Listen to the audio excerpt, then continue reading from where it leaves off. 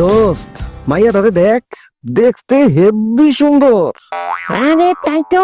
কি জানিমান, কোথায় যাচ্ছ তুমি? কি ব্যাপার, আপনি আমার পথ আটকালেন কেন?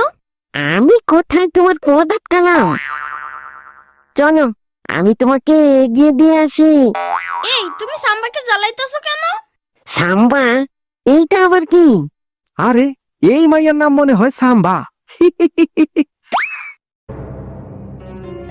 চলো সুন্দরী, তুমি আমাকে সাথে চলো। ছাড়ো আমাকে। এই, ছাড়ো আমার সাম্বাকে। ওই পোলা, যা ভাগ। ছাড়বা না? দাঁড়াও, দেখাচ্ছি মজা।